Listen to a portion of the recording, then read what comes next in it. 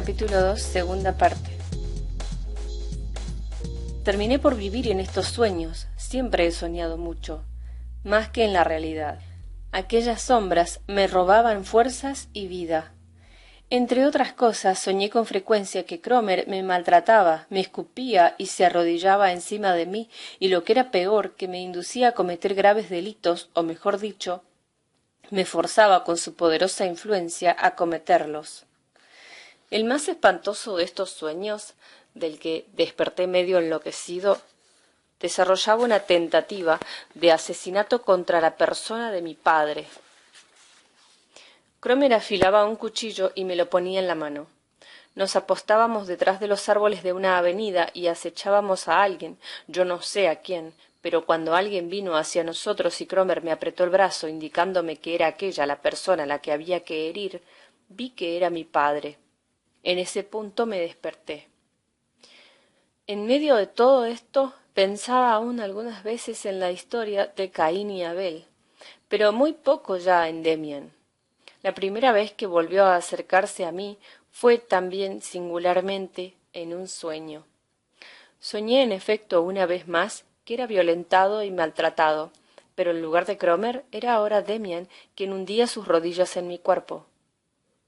Ahora bien, y esto era completamente nuevo y hubo de causarme profunda impresión, todo lo que había sufrido de Cromer con angustioso tormento y viva repulsión, lo sufría de Demián con agrado y con un sentimiento mixto de júbilo y temor. 2 veces tuve ese sueño. Luego volvió Cromer a ocupar su puesto habitual. No me es posible ya diferenciar con exactitud lo que vivía en estos sueños de lo que viví en la realidad. El caso es que mis desdichadas relaciones con Cromer siguieron adelante sin interrumpirse cuando, a fuerza de pequeños hurtos, acabé de satisfacerle la suma adelantada. Ahora conocía estos hurtos. Siempre me preguntaba de dónde había sacado el dinero y me tenía más en su poder que nunca. Muchas veces me amenazaba con decírselo todo a mi padre, y entonces el temor de que cumpliera su amenaza sobrepasaba apenas mi pesar por no haberlo hecho yo así desde un principio. De todos modos, y no obstante mi honda miseria, no acababa de lamentar todo aquello, o por lo menos en todos los instantes, y a veces creía sentir que debía ser así. Sobre mí pesaba una fatalidad, y era inútil querer forzarla. Es de suponer que mi extraño comportamiento hiciera sufrir no poco a mis padres. Un espíritu extraño se había apoderado de mí, no encajaba ya en nuestra comunidad tan íntima hasta entonces, y que ahora me inspiraba a veces una tremenda nostalgia, como de perdidos paraísos. Mi madre me trataba más bien como a un enfermo que como a un malvado, pero mi verdadera situación se reflejaba mejor en la conducta de mis 2 hermanas para conmigo. Muy cariñosas me hacían, sin embargo, infinitamente desgraciado, dejando ver que se me consideraba como a un poseído, más digno de lástima que de reproche, pero del cual se ha adueñado el mal, al fin y al cabo. Advertía que rezaban por mí de otra manera que hasta entonces, y sentía la inutilidad de aquellas oraciones. A veces experimentaba una imperiosa necesidad de alivio, el ardiente deseo de una confesión general, pero presentía que ni a mi padre ni a mi madre podría revelárselo y explicárselo todo exactamente. Sabía que me acogerían con todo cariño, que se mostrarían indulgentes y hasta compasivos, pero también que no me comprenderían por completo y que todo aquello sería considerado como una especie de extravío, siendo como era, pura fatalidad. Muchos se resistirán a creer que un niño de apenas 11 años pueda ya sentir así. No escribo para ellos mi relato, lo escribo para aquellos que conocen mejor al hombre. El adulto que ha aprendido a transformar en ideas una parte de sus sentimientos, echa de menos estas ideas en el niño y opina que tampoco existieron los sentimientos. Por mi parte, rara vez en mi vida he vivido y sufrido tan hondamente como entonces. Un día de lluvia me había citado mi verdugo en la plaza del castillo y le esperaba allí, removiendo con los pies la hojarasca mojada que aún caía de los negros castaños chorreantes. No tenía dinero, pero había apartado 2 trozos de pastel y los traía conmigo, para no presentarme a Cromer con las manos vacías. Estaba acostumbrado a permanecer así en un rincón cualquiera, esperando pacientemente a Cromer, y me resignaba a ello como el hombre se resigna a lo inevitable. Al fin llegó. Aquel día me entretuvo un poco, me dio un par de puñetazos en las costillas, rió, tomó los pedazos de pastel, me ofreció un cigarrillo húmedo, que yo rehusé, y se mostró más amable que de costumbre. Al ir a marcharse, exclamó: «Ah, se me olvidaba decirte que la próxima vez podías traer contigo a tu hermana, a la mayor, ¿cómo se llama?». Sin acabar de comprenderle, permanecí mudo, mirándole asombrado. «¿No entiendes? Que tienes que traer a tu hermana». «Sí, pero no puede ser, Cromer. No debo hacerlo, y además ella no querrá venir». Me figuraba que aquella singular petición no era más que un nuevo pretexto para atormentarme, pues Cromer empezaba muchas veces por exigirme algo imposible, y después de asustarme y humillarme acababa por aceptar una transacción, teniendo yo que pagar mi rescate con nuevas entregas de dinero u otros presentes. Pero esta vez se mostró muy distinto. Mi negativa no pareció irritarle. «Está bien», dijo ligeramente. «Ya lo pensarás. Quisiera conocer a tu hermana. Alguna ocasión habrá. Por ejemplo, puedes salir con ella de paseo y hacerme yo el encontradizo. Mañana nos veremos y volvemos a hablar sobre esto». Cuando Cromer se hubo ido, comencé a darme alguna cuenta de lo que significaba su deseo. Completamente niño aún, sabía sin embargo de oídas que los chicos y las chicas, cuando eran ya algo mayores, podían hacer entre sí ciertas cosas misteriosas, indecentes y prohibidas. Y ahora tenía yo que... De repente vi con claridad lo monstruoso de la nueva exigencia de Cromer, y resolví no prestarme jamás a ella. Pero apenas me atrevía a pensar lo que entonces sucedería y cómo habría de vengarse Cromer sobre mí. Desconsolado atravesé la plaza desierta con las manos metidas en los bolsillos. Nuevos tormentos, nueva esclavitud. Una voz fresca y grave pronunció de pronto mi nombre. Sentí miedo y eché a correr. Alguien corrió detrás de mí. Una mano me sujetó sin violencia. Era Max Demian. Me di por vencido. «¿Eres tú?», pregunté inseguro. «¡Qué susto me has dado!». Me miró fijamente.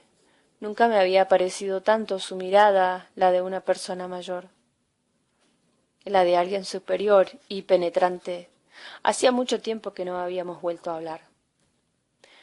«Lo siento», me respondió con su aire peculiar, cortés y decidido al mismo tiempo. «Pero escucha, no debe uno nunca asustarse tanto. Hay veces que no se puede remediar». «Así parece, pero mira, si te asustas así delante de alguien que no te ha hecho nada, ese alguien empezará a pensar.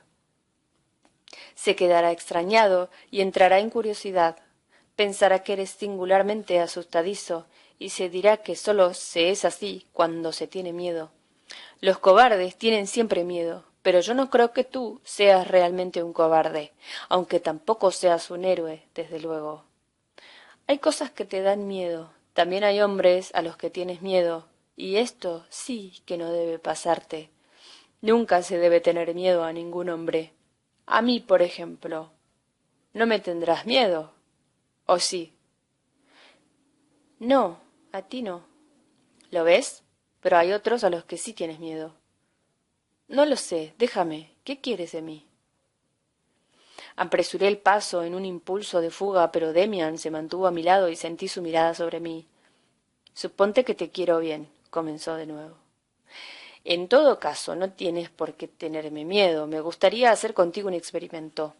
Es muy divertido y aprenderías en él algo muy útil. Escucha, algunas veces intento practicar un arte que consiste en leer el pensamiento. No tiene nada de brujería, pero cuando no se está en el secreto, hace un efecto muy extraño.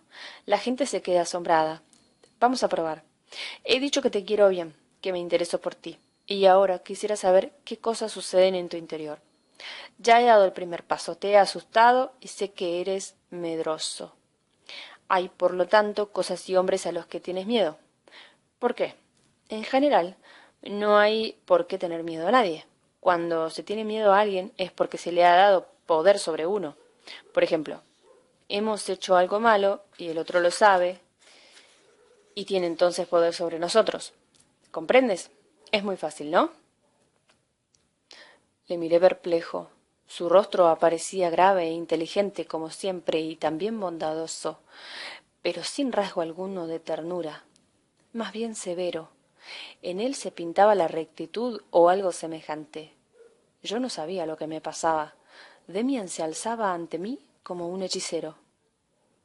¿Me has entendido? Preguntó de nuevo. Yo asentí. Me era imposible decir nada. Ya te previne que esto de leer el pensamiento hacía un efecto muy extraño. Pero en el fondo es una cosa muy fácil. Podría decirte también lo que pensaste de mí cuando te hablé de la historia de Caín y Abel, pero esto no tiene nada que ver con nuestro asunto de hoy. No me parece tampoco imposible que después hayas soñado conmigo alguna vez. Dejémoslo también. Eres un muchacho inteligente. Los demás son tan estúpidos. De cuando en cuando me gusta charlar con un chico despierto en el que pueda tener confianza. ¿Te parece bien? Ya lo creo, pero no comprendo. Vamos a volver ahora a nuestro divertido experimento. Hasta ahora hemos hallado lo siguiente. Ese es un muchacho asustadizo. Tiene miedo a alguien. Probablemente comparte con ese otro un secreto que le es muy penoso. ¿Voy bien? Como en el sueño, me sentía subyugado por su voz y por su poderoso influjo. Me limité a asentir de nuevo. ¿No hablaba acaso una voz que sólo de mí podía brotar? ¿Que lo sabía todo? ¿Que todo lo sabía mejor y más claramente que yo? Demian me dio una fuerte palmada en el hombro. He acertado, pues, ya me lo figuraba. Ahora solo una pregunta más. ¿Sabes cómo se llama ese muchacho que se marchó de la plaza antes que tú? Temblé sobrecogido. Mi secreto, rosado, se estremecía dolorosamente dentro de mí, resistiéndose a salir a la luz. ¿Qué muchacho? No había ninguno. Estaba yo solo.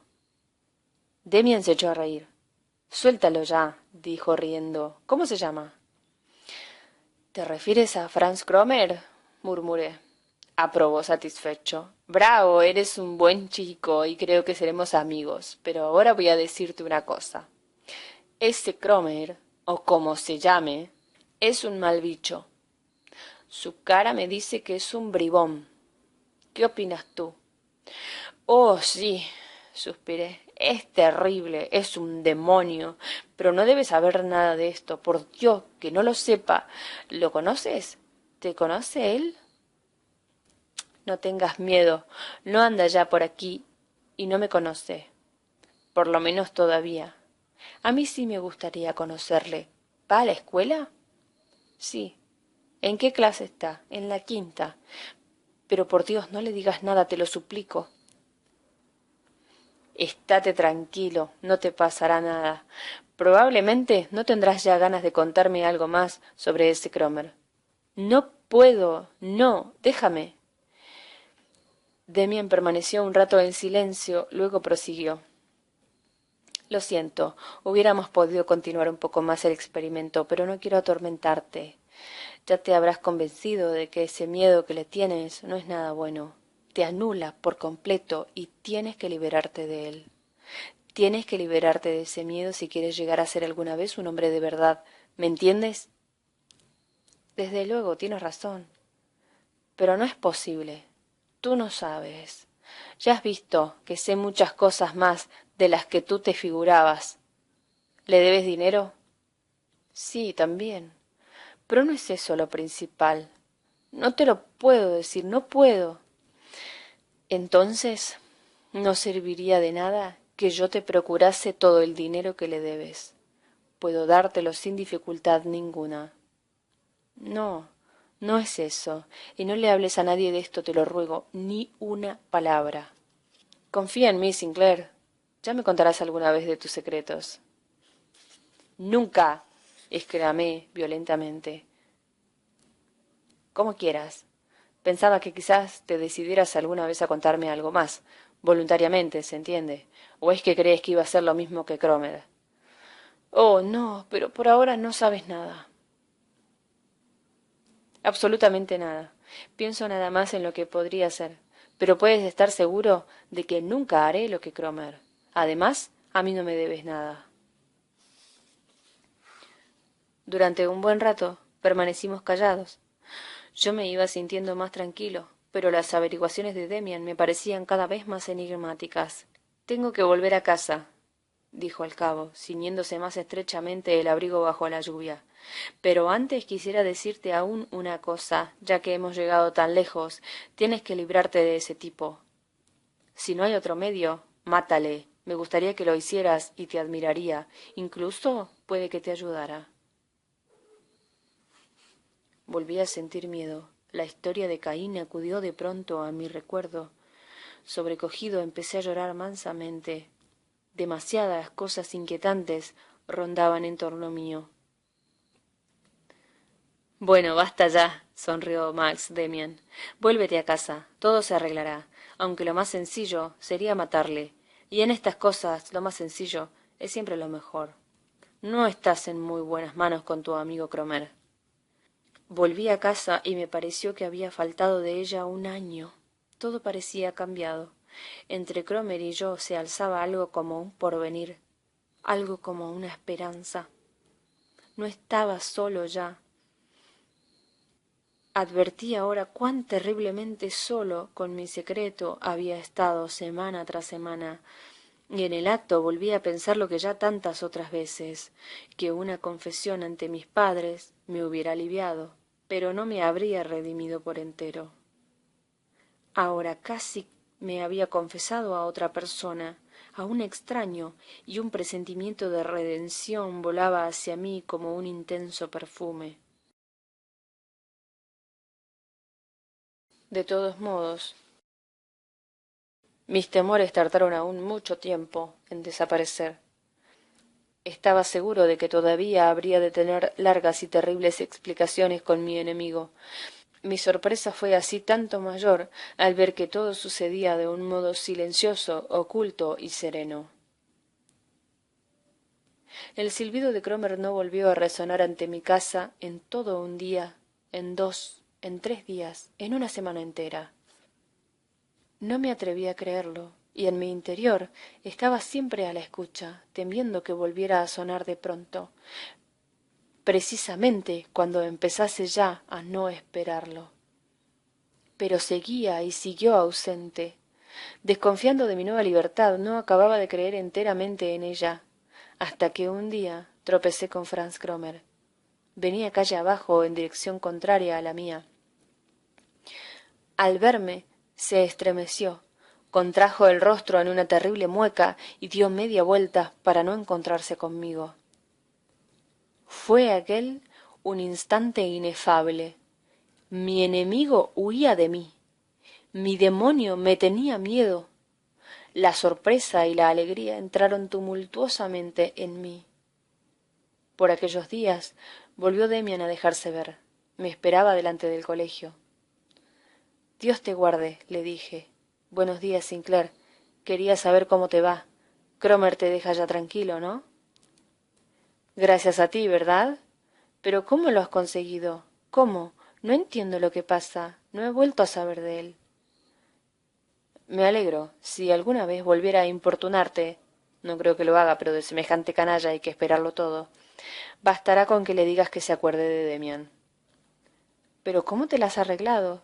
¿Te has pegado con él y lo has vencido? No, no soy aficionado a eso. No he hecho más que hablar con él como antes contigo, y he podido convencerle de que lo mejor para él es dejarte ya en paz. ¿No le habrás dado dinero? No, querido, ese medio ya lo habías probado tú. Se desprendió de mí eludiendo las preguntas con que le agobiaba. Su extraña personalidad siguió inspirándome los mismos confusos sentimientos, mezcla de gratitud y recelo, de admiración y miedo, de simpatía y repulsa interior. Me propuse volver a verlo pronto y hablar de nuevo con él de todo aquello y de la historia de Caín. No llegué a hacerlo.